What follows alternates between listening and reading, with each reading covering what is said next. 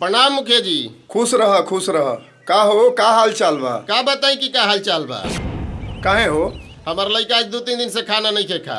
हमारा लड़का के ओकर लड़की बिगाड़ देले बिया। केकर लड़की? अरे वह जनत नहीं कि हमरा केकरा से झगड़ा बा, ओकरे लड़की। अच्छा अच्छा, हम समझ गई नी। उपेंद्र, जा गांव भर में बोल दो कि मुखिया जी के हाथा में पंचायत बा आ सब लोग अभी के अभी जुटे। अब दोनों लोग सब कोई के सामने आपन आपन बात रख। तूने ऐसा क्यों किया? मैंने क्या किया? तूने ऐसा क्यों किया? मैंने क्या किया यार? तूने नहीं किया था प्यार। मैंने कब किया प्यार? तूने नहीं किया था प्यार। अरे मैंने कब किया यार? मैंने कब किया यार? जान मेरी जान मन बचपन का प्यार मेरा भूल नहीं जाना रे।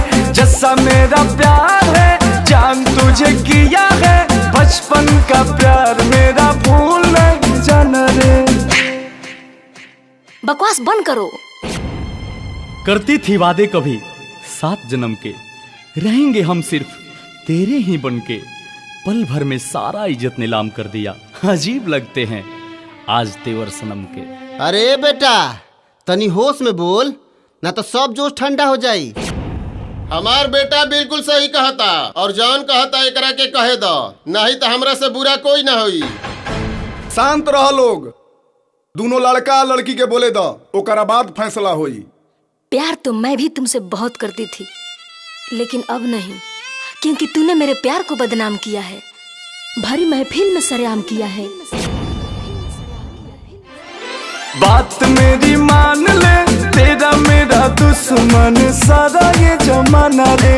याद कर तू वो दिन रहती थी ना मेरे बिन, मर जाएगा तेरे बिन तेरा ये दीवाना रे। बचपन का प्यार मेरा भूल नहीं जाना रे।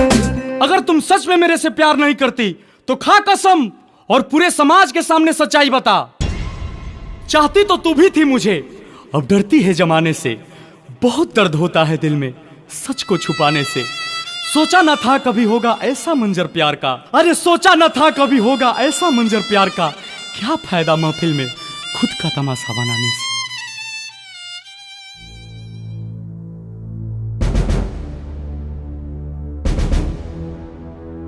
बोला बेटा, तुम्हारा मन में जो भी बा खुल के बतावा। सच्चाई तो यही है कि मैं अंकुश से अभी प्यार करती हूँ, तब भी करती थी, लेकिन समाज और पापा से बहुत डरती थी। हम तू लोग के प्यार के सम्मान करतानी और तू लोग के प्यार हमरा कबूल बा।